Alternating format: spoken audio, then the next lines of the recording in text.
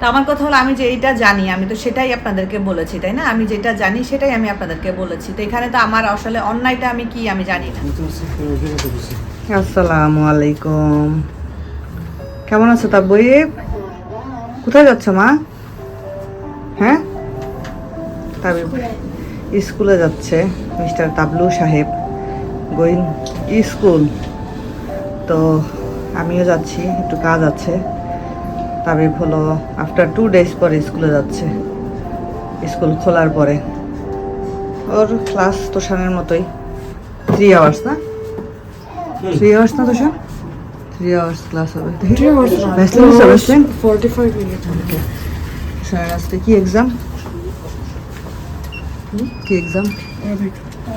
তোষান সায়েন্সের আরেকটা revision paper দিছে এত বড়, 26 pages। এর আগে ছিল বলা না এত ছোট পেজেস, তোমরা সবাই খুশি হয়ে গেছিলা ক্লাসে। সায়েন্স টিচারকে অনেক থ্যাংক ইউ দিছো 7 pages দেখে। কালকে রাত্রে দিছে 26 pages। That goes to 26 হ্যাঁ, pages আর or নিউ 26 pages so দিছে। 34 pages. আগে 7 pages তো তোমার শেষ, এটা পড়ে ফেলছো না তুমি? 26 plus 7 equal to কত? 34. হুম 26 plus 8. 26 plus 33. হ্যাঁ 33 pages। বুঝছো? 12 times 12 is 144. বাপরে বাপ। আমি সবগুলি pages আজকে আমরা সব বিকালে শেষ করে ফেলবো। হ্যাঁ, ফুলটা শেষ করতে পারবো না, যতটুকু পারি শেষ করে ফেলবো। ওকে, তো এই যে আমরা তো সন্তানকে স্কুলে ড্রপ করে আমরা একটু অন্য জায়গায় আসছি, একটু কাজে আসছি। আমরা ইস্ট লেক না, ইস্ট লেক এই রেসিডেন্সটাতে কি রেসিডেন্সি মনে হয় না, রেসিডেন্স যাই হোক, ওইখানে যাব। তো কাছাকাছি চলে আসছি। In 100 meters, এই যে turn right onto Lonserdane Perdana. পরিচিত জায়গা, এখানে ফারহান আপুদের বাসা, এখানে তো আমরা কয়েকবার আসছি। এই যে এটা এই যে ফারহান আপুদের বিল্ডিং এটা। আর আপুর বেডরুমের উইন্ডো থেকে এই যে সামনের ওই যে ইয়েটা দেখা যায়, ওই যে মিনারের মতো দেখা যাচ্ছে যে এটা একটা পরিত্যক্ত হোটেল। করোনার সময় বন্ধ হয়ে গেছে, এরপর থেকে এটা পরিত্যক্ত, ভূতের হোটেল বলতে পারেন এখন, কারণ পরিত্যক্ত তো। অনেক বড় একটা হোটেল। তো আমরা আমাদের কাজ শেষ করে আমরা আমাদের এলাকায় আবার চলে আসছি। আমরা খানে আসছি সকালের ব্রেকফাস্টটা করার জন্য। তো এখানে এসে দেখতেছি আমরা অর্ডার দিয়ে ফেলছি অলরেডি। এই যে সুজিটা অর্ডার দিই নাই, কারণ এর আগে এইখানে সুজি খেয়েছিলাম, অনেক বেশি ঘি দেয় ওনারা। তারপর এখানে একটা ভেজিটেবল টাইপের আছে, তারপরে নিহারি আছে, তারপরে এখানে অনেক টাইপের ফুড আছে, বিভিন্ন টাইপের কারিগুলো আছে, মিষ্টান্ন আইটেম অনেক আছে। তো আমরা কি অর্ডার দিয়েছি সেটা তো আসলে দেখতে পাবেন। এই যে অনেক টাইপের মিষ্টি আছে, এই যে এগুলো হলো হালুয়া টাইপের আর কি। এটা কি বুঝতে পারতেছি না, অনেক বড় একটা পনিরের মতো মনে হচ্ছে। বেশ মিষ্টান্ন আইটেম, অনেক মিষ্টান্ন আইটেম। সকাল সকাল তো একদম পুরো ফুল। এগুলো প্যারা সন্দেশ, ওইদিকেও কিছু আছে, কাজু কাঠি, তারপরে কি সব না, বিশেষ করে এটা পাকিস্তানি রেস্টুরেন্ট তো, তো সব পাকিস্তানি টাইপের খাবার দাবার আর কি। এই যে লাড্ডু, এই যে অনেক, এটা কি জানি না, এটা তো বাকলাভা। এই যেখানেও আছে কেক আছে, এই যে কত টাইপের কেক টেক আছে। এগুলো কিছু খাবো না, সকাল সকাল এত মিষ্টি খাইতে ইচ্ছা করতেছে না। আমরা আমাদের খাবার অর্ডার করে ফেলছি, আসুক দেখা যাক। এই যে আমরা বসছি এখানে, চা খাবো। অনেক ঘুম আসতেছে আমার, আমি ঘুমে পড়ে যাচ্ছি, গাড়িতে আমি ঘুমাই গেছিলাম না। আমাদের খাবার দাবার চলে এসেছে। আমি নিয়েছি 2টা পরোটা, এটা হলো উইদাউট ঘি ছাড়া বা তেল ছাড়া পরোটা যেটাকে বলে সেটা। সাথে নিয়েছি একটা ডিম অমলেট। তারপরে হলো তোষানের বাবা নিয়েছে হলো নিহারি, এটা হলো বিফ নিহারি। তোষানের বাবার পরোটা আবার ঘি সহ। আর সাথে আমি একটা সবজির মতো নিয়েছি। এই হলো আমাদের ব্রেকফাস্ট আর কি। নাস্তার পরে 1 কাপ চা না খেলে তো হয় না, তো ওই যে চা চলে আসছে। এটা হলো সম্ভবত কোকোনাট সুগার টাইপের কিছু একটা হবে। কোকোনাট সুগারই মনে হচ্ছে, না গুড় গুড় মনে হচ্ছে না? গোলাম এলাকা। একটু বেশি করেই নেই, কারণ বাইরের চাতে একটু মিষ্টি না হলে ভালো লাগে না আসলে। ইদানিং তো মিষ্টি খাওয়াই হয় না। আচ্ছা, আমার চিনি শেষ হয়ে গেছে, আমার কোকোনাট সুগার শেষ হয়ে গেছে। তাই এটা সম্ভবত ইয়ের সুগার, তোমার যে পাম গোলাম এলাকা বলে না, নাও। একদমই চিনি নেই। না, খানের এটাই বৈশিষ্ট্য, দেয় না, তোমার নিজের দিয়ে নিতে হবে। এই যে ওখানে আরো অর্ডারের খাবার টাবার সব বাড়তেছে। এটা হলো ছোলা বাটুর, ছোলা পুরি বা এরকম কিছু। এটা একবার খাইছিলাম, এত তেল, তেলের জন্য খাওয়াই যায় না। ওই যে পিছনে যিনি ইয়ে সার্ভ চিনি কি ঠিক করতেছে, আছে? হ্যাঁ আল্লাহ, অনেক অনেক অনেক অনেক। কমাই, একটু কমাই নাও, কমাই নাও। হ্যাঁ, ওকে ওকে। এই যে আমরা খেয়ে বের হয়েছি, আমাদের গাড়ি ওইদিকে পার্ক করে রাখছি। আর এখানে দেখেন কত কবুতর। মালয়েশিয়াতে কিন্তু প্রচুর কবুতর আছে, কি ভালো লাগতেছে দেখতে। দেখেন কবুতরের মাঝখান দিয়ে আমরা হেঁটে যাচ্ছি। আমি ইচ্ছা করে এদিক দিয়ে হেঁটে যাচ্ছি ওদেরকে দেখার জন্য। এই যে একটা একটা করে উড়ে যাচ্ছে, কি সুন্দর মাশাল্লাহ। নাস্তা শেষ করার পরে হাতে বেশ খানিকটা সময় আছে, বাসায় যেতে যাচ্ছি না, একবার তোষান তাইবকে স্কুল থেকে নিয়ে তারপরে যেতে যাচ্ছি। এখন 10:30 মতো বাজে, ওদের 11টার দিকে ছুটি। তো কি করবো, এই হাফ অ্যান আওয়ার আমি বললাম যে চলো আমি একটু পান্ডা আইসে ঢুকি, পান্ডা আইসে একটু ঘোরাঘুরি করি। এখানে এসে রাশেদা ভাবির কথা মনে পড়তেছে, ভাবির সাথে কত আসছি, ভাবি যতবার আসছে আমাকে সাথে নিয়ে আসছে। তো ঠিক আছে, চলুন ভিতরে ঢুকি। ঢুকে পান্ডা আইসের কালেকশন সুন্দর, এদের কালেকশন বেশ সুন্দর। এখানে আমি মনে হয় না রিয়েল ভয়েসটা দিতে পারবো, গান চলতেছে ব্যাকগ্রাউন্ডে, কপিরাইট চলে আসবে। তো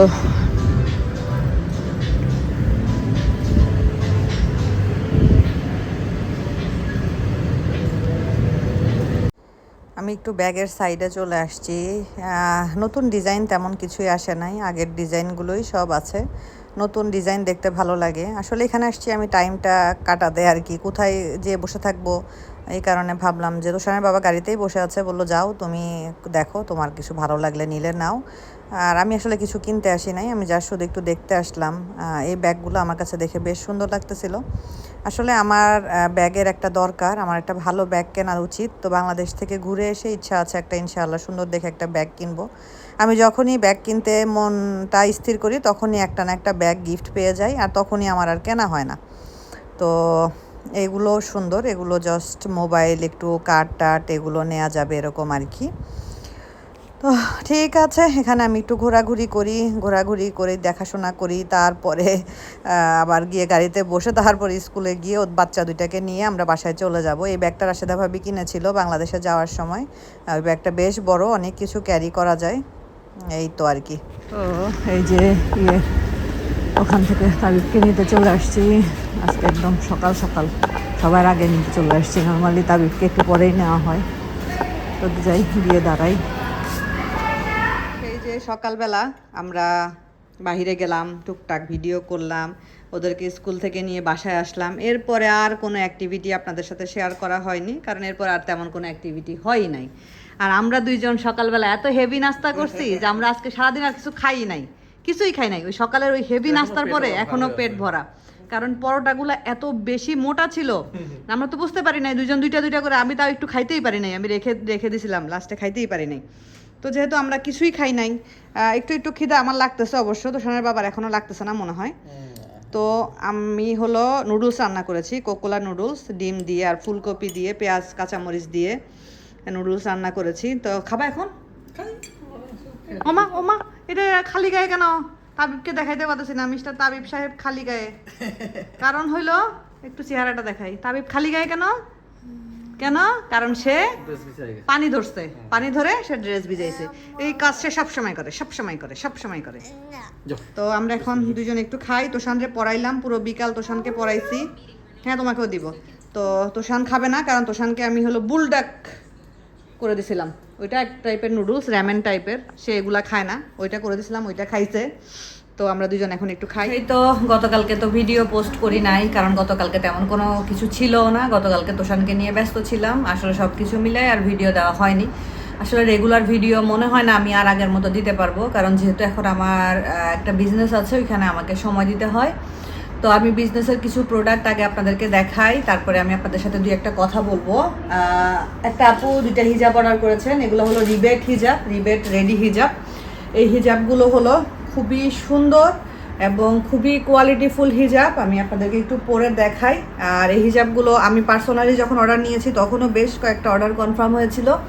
আমি হলো নেভি ব্লুটা আপনাদেরকে পরে দেখাচ্ছি, সাথে হলো একটা ক্রিম কালারেরও নিয়েছে আপু।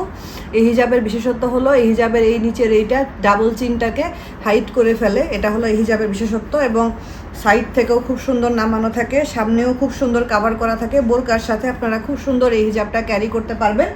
এটারই সেম আর একটা হলো এই যে ক্রিম কালার, এই দুইটা আপু নিয়েছেন। আপু দেশের বাহির থেকে নিয়েছেন। আলহামদুলিল্লাহ আমাদের বেশিরভাগ অর্ডারগুলোই বিশেষ করে দেশের বাহির থেকেই অর্ডার হয়েছে হিজাবের। তো মালয়েশিয়ার হিজাব খুবই বিখ্যাত, বিশেষ করে রেডি হিজাব খুবই বিখ্যাত। তো আপনাদেরকে এটা আমি পরে দেখালাম। আপনারা চাইলে আমাদের পেজ স্কেল মার্ট বিডি থেকে অর্ডার করতে পারবেন।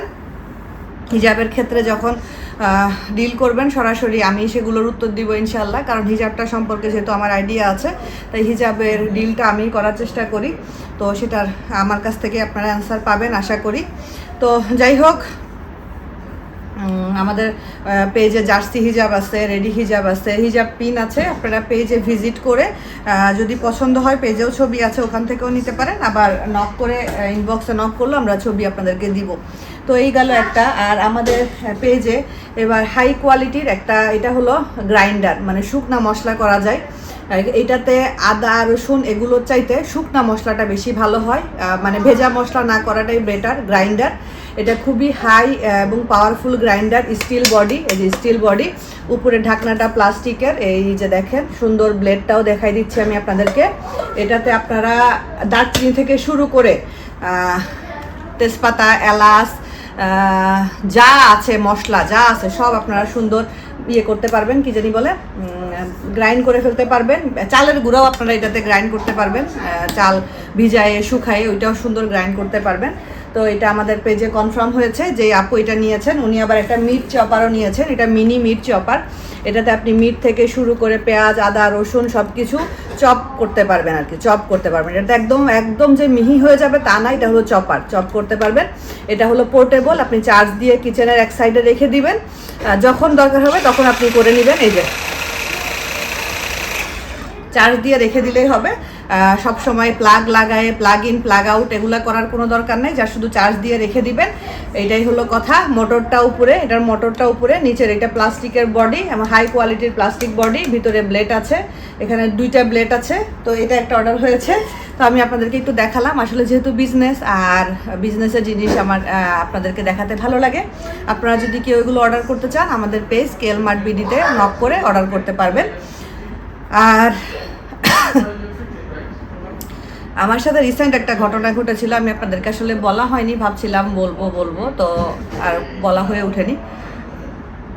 আমি বেশ 5-6 দিন আগের মনে হয় একটা ভিডিওতে একটা ইনফরমেশন দিয়েছিলাম। ইনফরমেশনটা আসলে না জেনে না বুঝে আমি আসলে দেই নাই, জেনে বুঝেই দিয়েছি।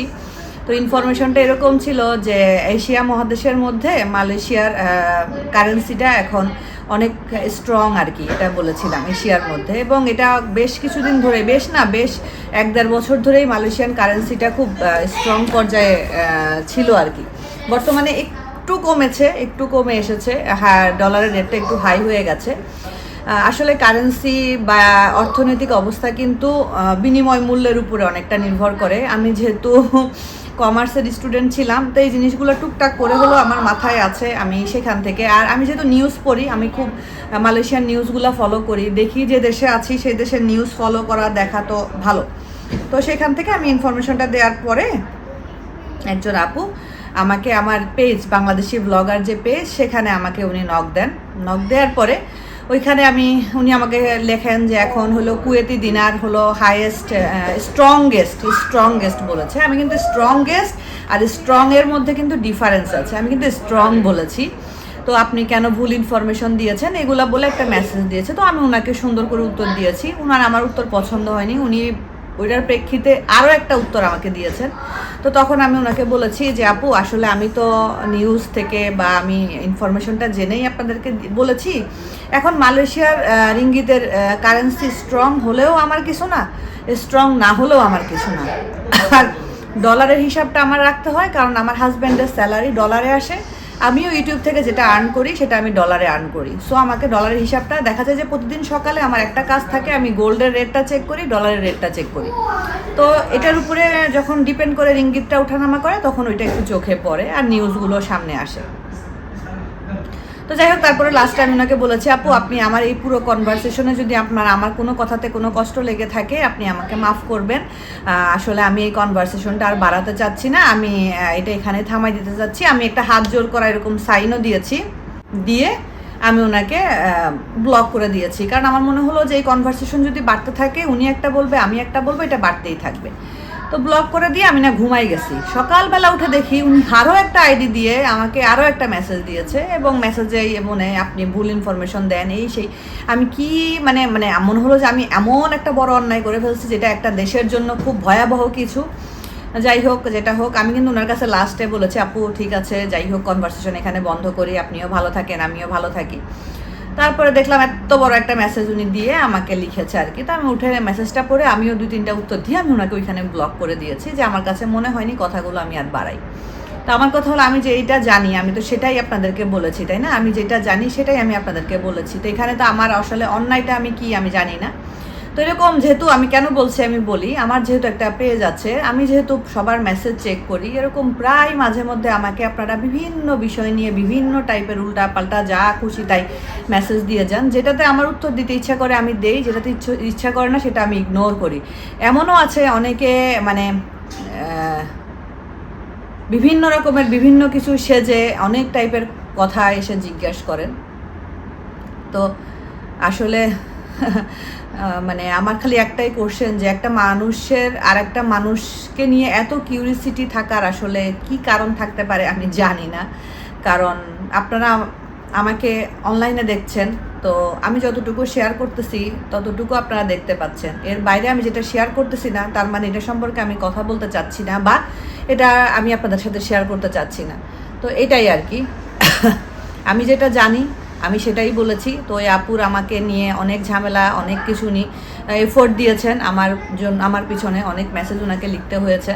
তো যাই হোক আপু, আপনি যদি ভিডিওটা দেখে থাকেন, আমি আবারও বলছি, আমার কোনো কথায় যদি আপনি ওদিনকে কোনো রকম কষ্ট পেয়ে থাকেন আমাকে মাফ করবেন, ক্ষমার দৃষ্টিতে দেখবেন। আপনাকে কষ্ট দেওয়া আমার কোনো উদ্দেশ্য ছিল না, কারণ মালয়েশিয়ার কারেন্সি নিয়ে আপনার সাথে কনভারসেশনে গিয়ে আপনাকে হার্ট করা আমার কোনো রকমের কোনো ইন্টেনশন ছিল না। তো যাই হোক মাফ করবেন, এটাই আর কি। তো ঠিক আছে, আজকের ব্লগটা আর বাড়াবো না, এতটুকুই আপনাদের সাথে কথা বলার ছিল। আজকের মতো বিদায় নিচ্ছি। সবাই ভালো থাকবেন, সুস্থ থাকবেন, আমাদের জন্য দোয়া করবেন। আল্লাহ হাফেজ।